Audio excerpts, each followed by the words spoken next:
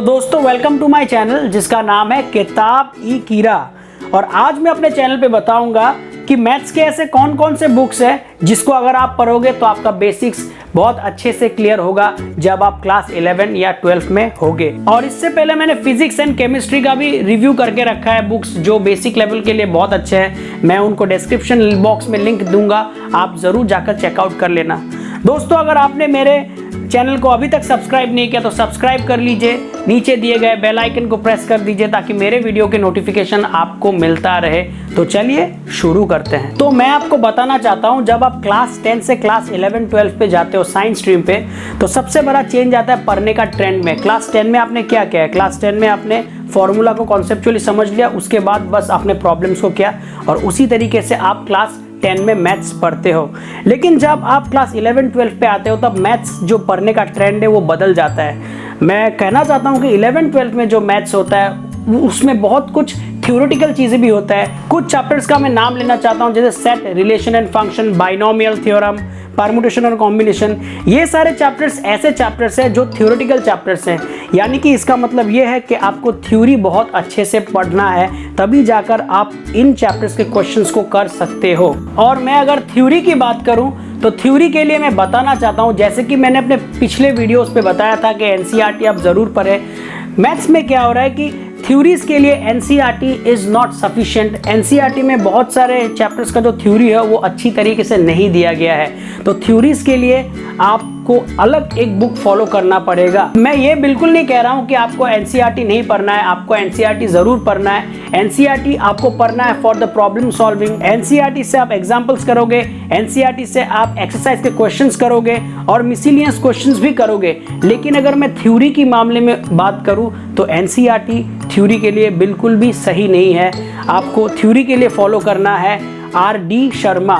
ये बहुत ही well renowned book है जो सारे स्टूडेंट्स फॉलो करते हैं और आप भी इस किताब को फॉलो कर सकते हो। और ये कोई प्रोमोशनल वीडियो बिल्कुल नहीं है। आर.डी. शर्मा बुक का सबसे बड़ा खासियत ये है कि यहाँ पे सारे थ्योरीज को बहुत ही अच्छे से लिखा गया है। वेल रिटन थ्योरी के साथ इतने सारे प्रॉब्लम्स है कि आप सारे प्रॉब्लम्स को जब सॉल्व करोगे तो आपका जो कॉन्सेप्ट है बहुत ही अच्छे से क्लियर होगा।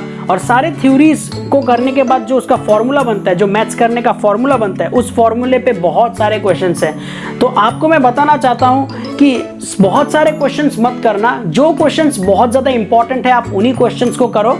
और जब आप आर.डी. शर्मा को कर लो उसके बाद आप एनसीईआरटी के क्वेश्चंस को जरूर सॉल्व करना, तब आपको एनसीईआरटी इजी लगेगा। दोस्तों कुछ ऐसे चैप्टर्स भी है जैसे कि कैलकुलस। तो कैलकुलस के जो दो सेक्शंस है, इंटीग्रेशन एंड डिफरेंशिएशन। तो इंटीग्रेशन में होता क्या है कि एनसीईआरटी बुक में ऐसा है कि बहुत सारे क्वेश्चंस है एक्सरसाइजेस के और उन सारे क्वेश्चंस को करने का अलग अलग फॉर्मूला होता है। तो ऐसा है कि सारे फॉर्मूला को एनसीईआरटी टेक्स्ट बुक में डिस्कस नहीं किया गया है। तो मैं ये कहना चाहता हूं कि उन सारे फॉर्मूलाज को भी आर.डी. शर्मा में डिस्कस किया गया है।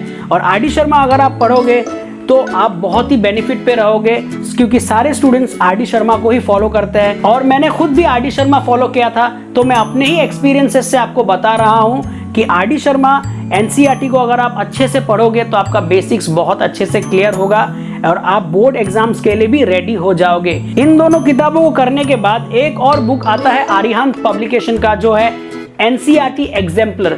अगर आप एनसीईआरटी एग्जाम्पलर को भी करोगे तो आप बहुत ज्यादा बेनिफिट पे रहोगे। और इन तीनों किताबों के बारे में बताने के बाद आप मुझसे जरूर पूछ सकते हो कि दादा is it sufficient for entrance examinations. तो मैं बताना चाहता हूं कि एंट्रेंस एग्जामिनेशंस के लिए एनसीईआरटी को पढ़ना सफिशिएंट बिल्कुल भी नहीं है। आप सिर्फ एनसीईआरटी के भरोसे एंट्रेंस एग्जामिनेशन के लिए अपीयर नहीं कर सकते। आपको कुछ और किताबें, वो सारी किताबें भी आपको पढ़ना है।